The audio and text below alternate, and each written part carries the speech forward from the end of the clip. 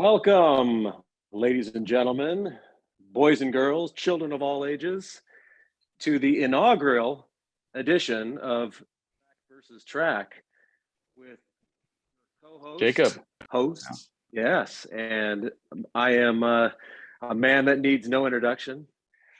Yes, my name is Matt Jensen. I probably do need an introduction because if you are watching this on YouTube, you may have just stumbled across a very hideously bearded, overweight man. Too hideously bearded. Oh, like I would call yours a beard. I've been working on this for the past 15 years and it's not going any better. Well, this is called, I think, throwing in the towel of life. So right. I have a nice enough woman that shares a bed with me, so she can look beyond my faults.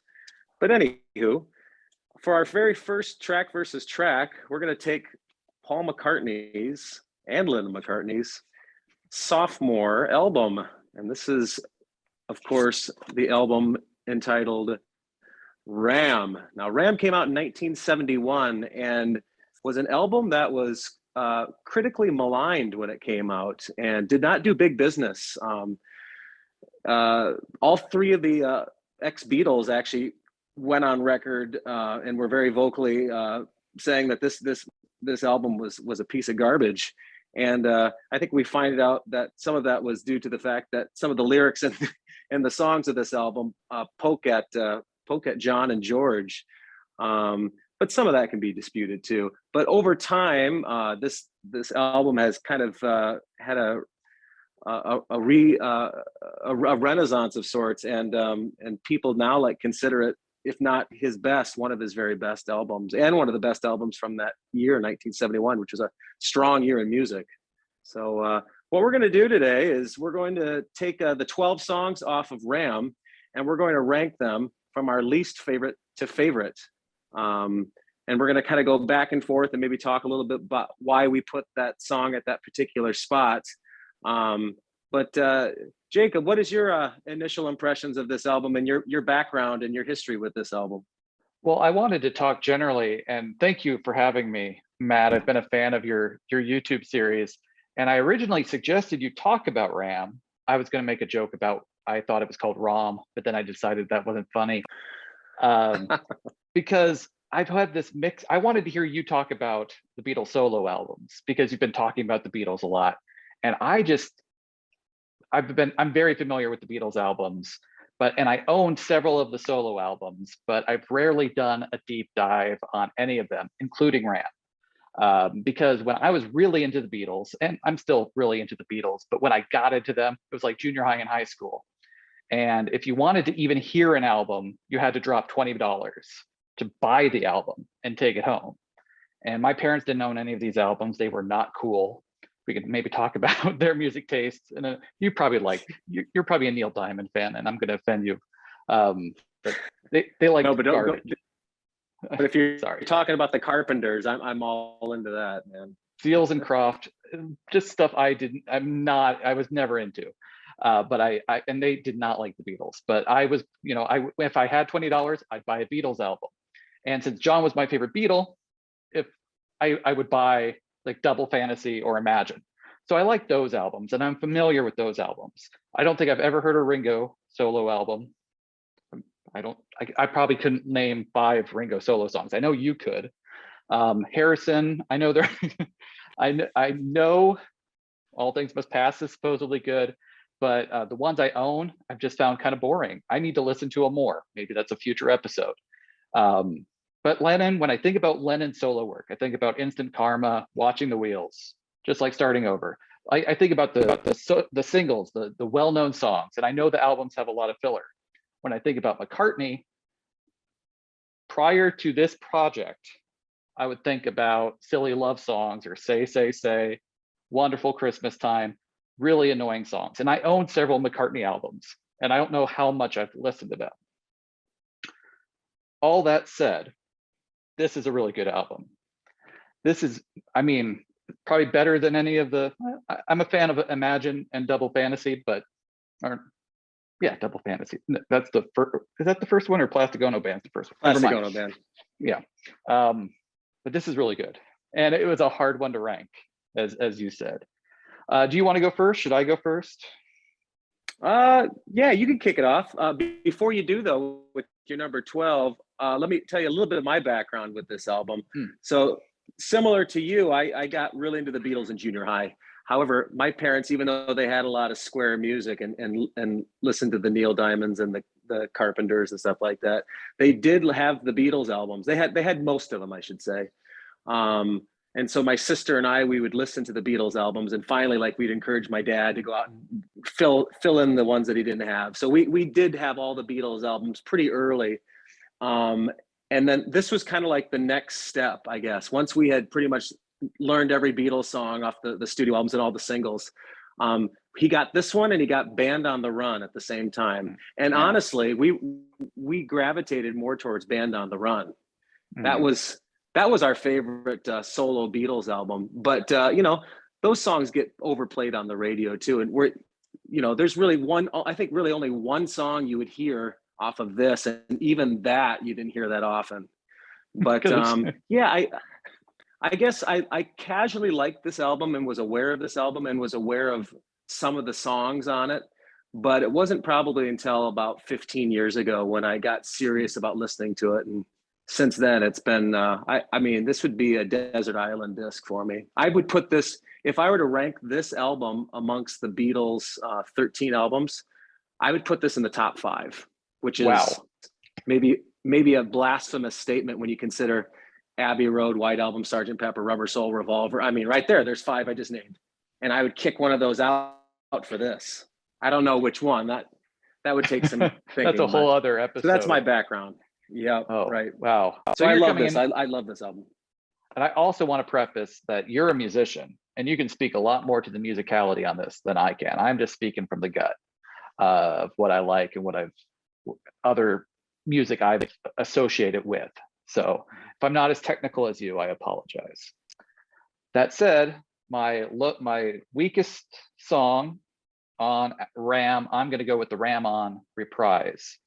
I just don't think it's a good enough song to have a reprise, or it's not reinterpreted enough to justify itself.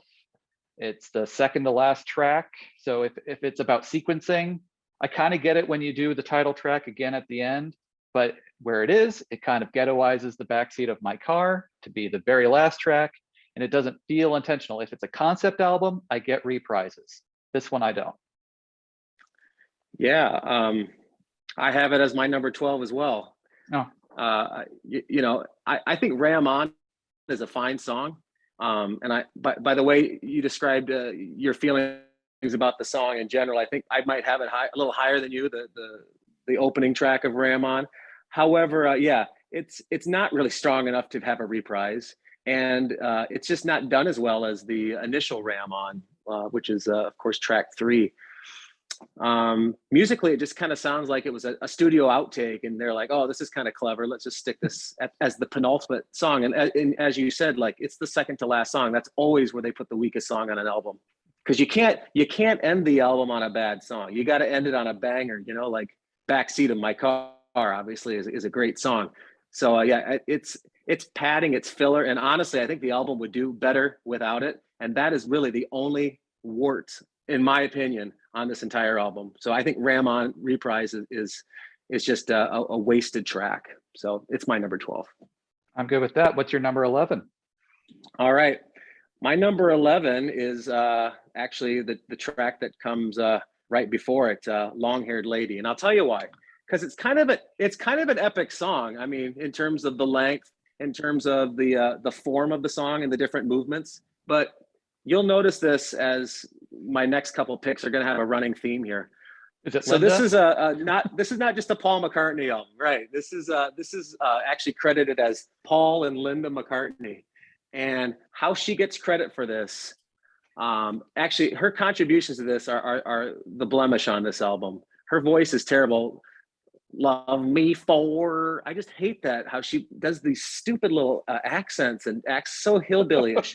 But it's not a bad song. I mean, I like, other than the introduction and when that comes back, I love the middle sections of it, which is mostly the song. But man, the way she sings that just kills it for me. So that's why it's my number 11. Not because I don't like the song. It's more of the annoyance of her and her voice. So that's Long-Haired Lady, number 11 for me. I have that somewhere else. My number 11 is Three Legs. And it's, I think, track number 2. It's early on. And look, all rock and roll is a form of appropriation of Black music. I get it. But I think there's something different about the 18-year-olds covering Chuck Berry than this, which is just a very, very white version of a very fairly standard blues rhythm. And also, I think it would be a fun episode just to rank Beatles songs about animals, because there are some really good ones. And this one, Flies and Dogs, Three Legs. And I know this is a diss track, maybe, possibly. It definitely is. I don't think it's a bad song. It's just kind of simple. And when I think about it, this is just a regular blues song you would hear like on Beale Street, but done much better. Yeah, I don't have that one in a much different spot than you. Okay. However, I'm not quite there yet. But okay. So that was your number 11, right? Yep. Should I do my 10? Yeah. Does that work for you? Do you want to? At this point, we can maybe just alternate. I mean, yeah. You go do 2 in a row. No, you do your number 10. Okay, that way we don't have to do 2 back to back. People, we're working this out. This is our first one. First try. Throw us a bone here. All right, so for my number 10, I almost had this one as a little bit lower, but as I listened to it 3 times today, this whole album, and I was like, you know what? I don't really like. I mean, I like this song. We're all in territory now of songs that I like, but I've got Smile Away as my 10. And this is maybe like the big rocker of the album. And I know a lot of people put this song in high regards, but have you noticed like the last 2.5, 3 minutes of the song, he's just going, smile away, smile away, smile away, oh, smile away, smile away. And it's just like, it's kind of how I feel about Hey Jude. Like, it's a 7-minute song, but do I need to hear 5 minutes of the na, na, na? I mean, it's like, it just goes on too long for me. And I like his vocal styles here because I mean, Paul actually sings the hell out of a lot of these songs. It's some of his best vocal performances, but I don't know. You talked about Three Legs had kind of that bluesy feeling. Smile Away is a bluesy song too. And I don't know, it closes the first side of side 1. And I feel like it's, they could kind of put it there because of the song right before it is such a like bombastic, fantastical, like epic. I don't know. I guess it's just kind of the repetitiveness of the smile away at the end that gives it the 10th ranking for me. But I still do like the song, but had to put it somewhere. So number 10, Smile Away. I would argue, while there aren't any bad songs on this album, Ram on Reprise, maybe, some of them are just too long, and it just like, okay, cut it out. That goes the same with my number 10, which was the other, like, I believe Smile Away was a single. This one was also a single, and it was the biggest hit off the album. It is Uncle Albert / Admiral Halsey. Wow. Rock on, man. I love that. Never That's really great. cared for this. It's just Paul doing a bunch of goofy voices. And I hate the megaphone effect. I hate it in Yellow Submarine. I don't like it here. And later, and while the megaphone or telephone effect or whatever is going on, he's doing this monocled handlebar mustache accent. And there's too many sound effects. There's just too many sound effects. Butterfly. Yeah, there's a great horn part in it that gets, stuck in my head. And there's maybe a good hook in there, the hands across the wall, but I'm pretty sure that was used in a Carnival Cruise ad at some point. So maybe I have some bias against it. I don't know. But, it's fine. It's okay. It's a good song. But if I had to rank them of which one I'm going to listen to, that one would be on the lower end. I love it, man. I love it. So yeah, you're going to hear about that one quite a bit later for me, but okay. All right. I love that. That's great. All right. So number 9 for me. Number 9? Yeah, right. I've actually got the 9th song is my number 9. It's Eat at Home. I feel like this album is I feel like this album is really strong on the first side, and then the second side has it's bookended with two great songs, but then the middle just is kind of well, I've already thrown Ram on and Long Haired Lady, so Eat at Home I prefer over Long Haired Lady, but I get similar vibes from this song. Obviously, Linda has her harmony all over this one too, and yeah, I mean, this honestly might be the most forgettable song on the album for me, and that's for an album with such a distinct character. Like, other than a couple of the blues songs, this song has good moments to it, whimsical moments to it, but it's also the one that I have to, like, when I'm reading it, even right now, Eat at Home, like, how does that one go? Like, I have to go back and listen to it in 1 second. You know, I listened to 1 second. I was like, oh, okay, it's that song. It's that really inoffensive song. So I guess I don't dislike anything about it other than the fact that it's just not very memorable to me. You know, I think It's I said cute Smile though, Away. right? Yeah, it is cute. I think I said Smile Away was a single. I think it was actually Eat at Home that was a single. I'm pretty sure. Yeah. So basically, where are we at? Number 9? Yeah, 9. My 9 through 5. You could basically mix these up. I'm just like, okay.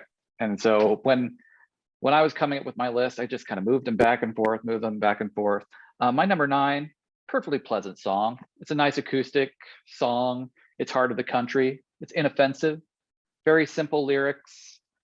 I only maybe rank it at the bottom of these middle tier ones because of the scatting that Paul does. But it's fine. It's cute. Mm-hmm. That's all I got to say about it. I'm not gonna have much to say about some of these middle ones. No, I agree with you. And actually, I was going to make that point, and I totally forgot to say that. But yeah, these songs in the middle, man, I had a hard time deciding because I did some star ratings. They're all like out of 5 stars, like 3-star songs, 3.5-star songs. And yeah, any given day, these could change, honestly. If I didn't even have this rating in front of me right now, and I was just doing it like off the cuff, yeah, that song could potentially be there too for me, but it's not today anyway. All right, so my number 8 is 3 Legs, which you had mentioned earlier. Blues based song. I like how it starts off like really sparse instrumentation wise. My dog, he got 3 legs, and then it kind of like has this big crescendo throughout the song, and it picks up tempo. It kind of has that megaphone effect too. I kind of like that though. Or I don't know if it's a megaphone effect, but some kind of a microphone, cheap microphone, or he's like in a cheap sound booth. And yeah, I don't love this song, but if I'm looking at the blues-based songs, this and Smile Away, I guess I prefer this one. It's just a little bit more raw and a little bit more fun, I guess. And it's a short song. So that's my number 8, 3 Legs. All right, 8 for me is the title track. It's Ram On. Again, not a bad song, just another pleasant enough acoustic ditty. I think it's a ukulele. It is. It's pretty. I don't think it's worthy of a reprise, or reprise, whatever you call it musically. But there it is. Either or, yeah. It's fine. It's just fine. Yep. And I have that as my next one. Ram On is my number 7. And I like the piano introduction, that big grand piano like runs that are at the beginning, and then it just goes into the chunking of the ukulele. And I like how Paul does, and I know this may annoy you because you said something about when he does like the vocal sound effects and stuff, but he does like the air trumpet. I like how that juxtaposes the acoustic strumming of the ukulele. But yeah, it's a very minimalistic song, and it's a cute little ditty, I guess, and it's a total middle of the road track for me. But I do like it. I mean, we're in areas now where every song I'm going to mention I like, but yeah, that's a middle of the road song for me. So I had Ram On as number 7. I did some last minute reshuffling because I was looking at my 7 through 5. And after you said Eat at Home and you had to think about how it went, I had it a little bit higher. And I'm like, I honestly can't think of that song right now. So I moved it back to number 7, Eat at Home. It's like a throwback rock track. And I think it's danceable. It might be the most danceable song on the album, but if I'm actually trying to think of how the words go, or how the chorus goes, I got nothing. I got nothing about on it. So I had to move it back. So some other songs benefited from my poor memory just now. Yeah, no, I was going to help you out. I was going to throw you a little tune there, and then even right now, the cat's got my tongue. I can't sing a lick of it for you, because for whatever reason I want to keep singing like part of "Heart of the Country," because that song to me kind of reminds me of that too. Heart of the Country and "Eat at Home," for whatever reason I have like tied in my brain as the same song. But is this the one? Do up, up, a do up? No, that's "Smile Away." Not "Smile Away." Yeah. Oh, well, I'll jump ahead then. That "Smile Away" is my number 6. We'll switch sides now. Okay. We'll switch turns. Sure. Smile Away is number 6. I can remember the doo-wop at least. So that's something to it. And of course, that again, it's an appropriation, but it's a pretty good, nice, simple rocker. There's a little play on words in it when he says, "I can smell you from a smile," or "smell your weed from a smile away." I can't remember. And that's the kind of wordplay I expect more from John than Paul. So when I heard that, I was like, oh, that's pretty nice. That's nice. And like I said, I mean, there is a lot of yelling "Smile Away" at the end, but I kind of like the doo-wop, even though it's just Paul overdubbing himself, and maybe Linda too. But yeah. What's your number 6? My number 6 is "Heart of the Country." I love the little breakdowns in between. You know, the opening verse or whatever is okay. Ba-dun-dun, ba-dun-dun, ba-dun, dun, dun, dun, dun, dun, dun, dun, in the heart of the country. But then there's those ba-doo, ba-doo, ba-doo, ba-doo, ba-doo, da, da. And you're right, the scat singing, I think you referred to it as. See, I love that. I love when Paul is just embarrassingly juvenile and gives no shits about what he's doing and how people think, like, if he's being artistic or if he's just being a song and dance man. And obviously his father was a big band leader, so he loves that, like music hall stuff that you either love or you hate it on the Beatles albums, the "When I'm 64s" and "Your Mother Should Knows" and stuff like that. So this song definitely has a lot of that to it. And I guess I've always liked this song. For whatever reason, in the heart of the country, it sounds like it would be more of like a hillbilly tune, but really it's not. It's kind of like a Fred Astaire with spats dancing on a countertop or something. I don't know. This song gives me lots of good feels, even though it's not a work of art by any stretch. But I've always liked this song. I think it opens up side 2 with a lot of fresh energy. Yeah. So again, I like it. It's just in that middle blob, nebulous blob for me. My number 5 is "Dear Boy," which is another one I think John took offense to, though when you listen to it, it's just a kind of another silly love song about a boy and a girl. It's got these Beatles style harmonies, and when I listen to it, I'm like, oh, this would be so much better as a Beatles song. Especially, I think a keyboard kicks in the way you have a better ear than me. But I'm like, oh, if that was a guitar, oh, this song would be awesome. But as it is, it's a good song. I like "Dear Boy." It's very Beatles. I mean, it's written by a Beatle, so what do we expect? Right. But it's one of the more Beatlesy tracks on the album, I think. Yeah, you'll hear about that one quite a bit later for me. Okay. So what is your number 5, if not that one? My number 5. So we're in this spot now where I consider honestly, all 5 of these are 4-star songs for me or higher.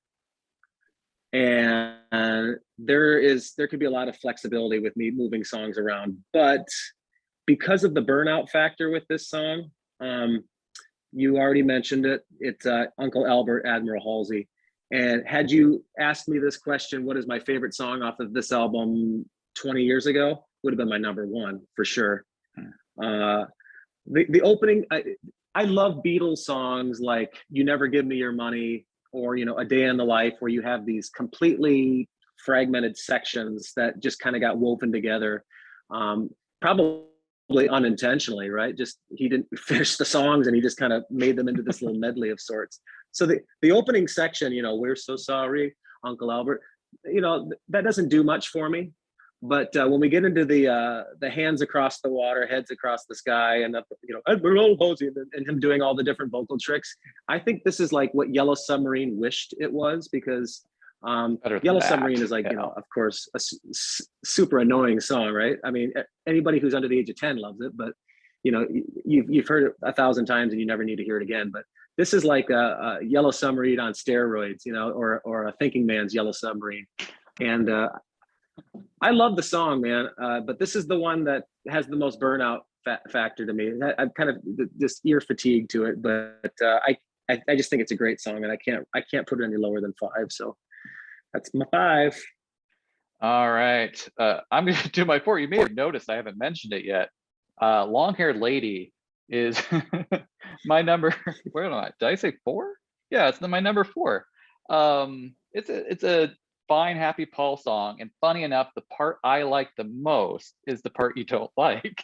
It's when Linda comes in and does the atonal Linda. Do you love me like you know you do? You love.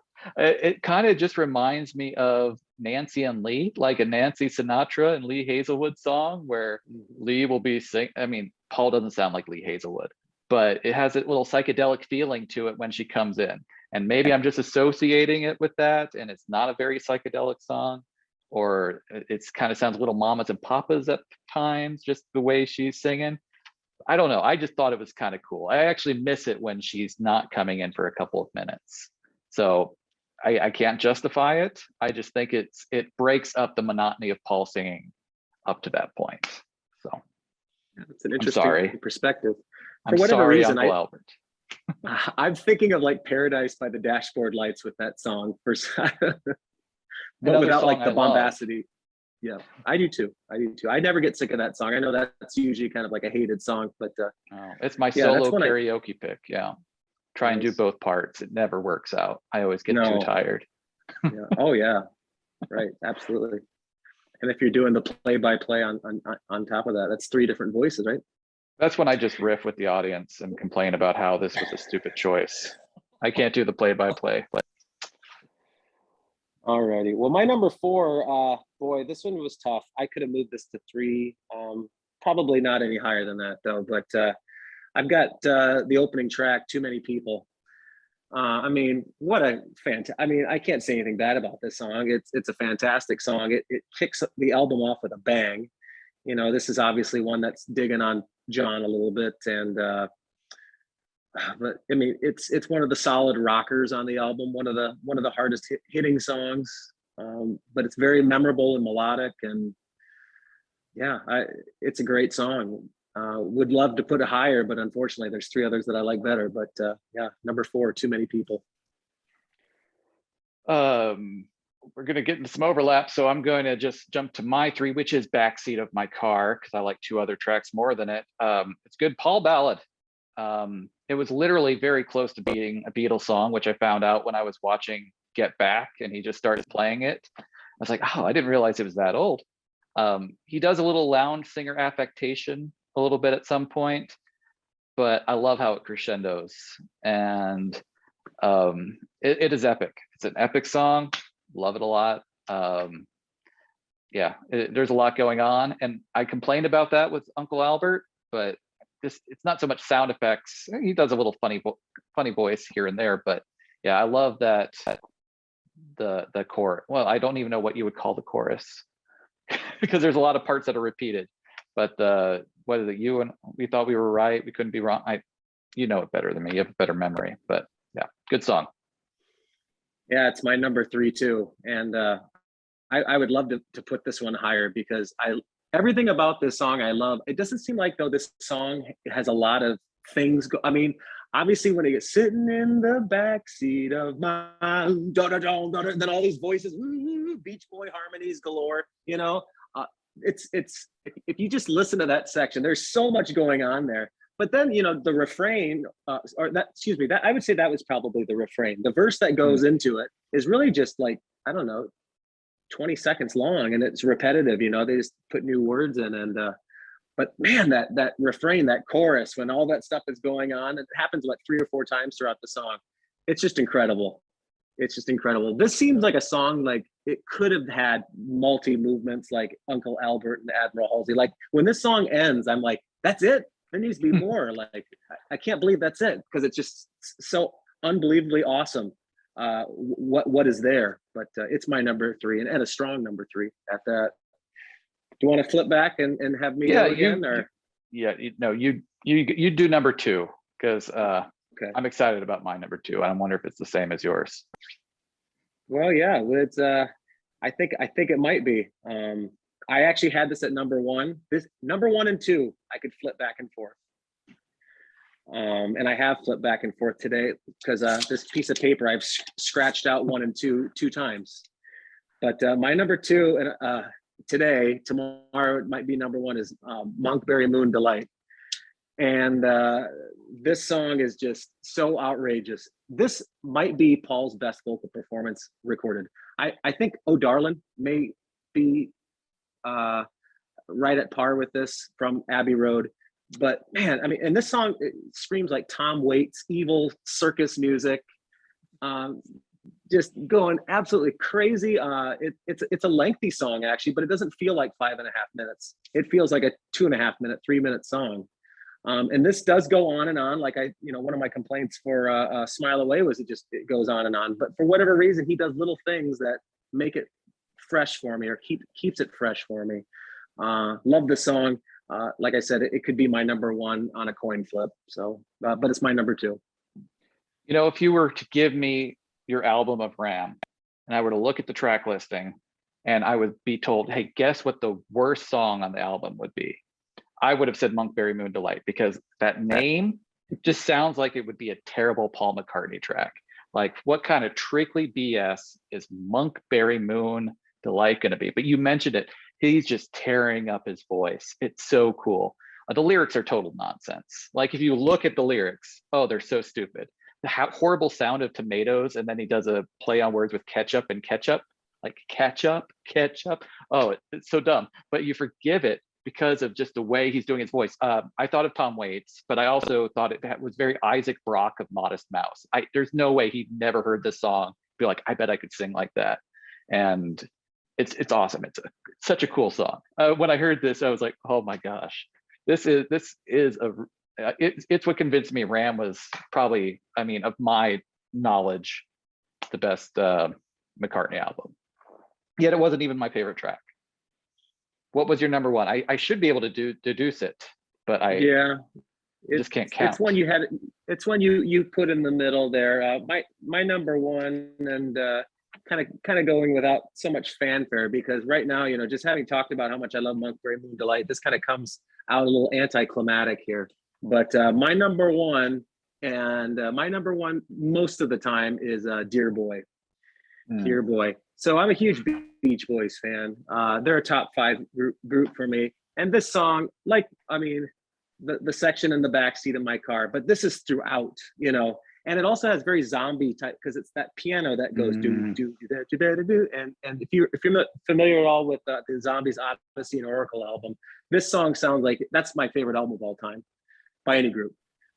This song sounds like it could be smack dab in the middle of that album. It would hold up with all of those awesome Beach Boy-esque harmonies and psychedelic instrumentation. And this is another one of those John songs, or allegedly, but it just ends at this big crescendo too. And then at the end, it just has that stinger, boom, on the piano. There is that part though, you mentioned that sounds like it gets kind of heavy at one point. I think there is an electric guitar in there. Oh, okay. I'll have to listen to it again. You would know more than me.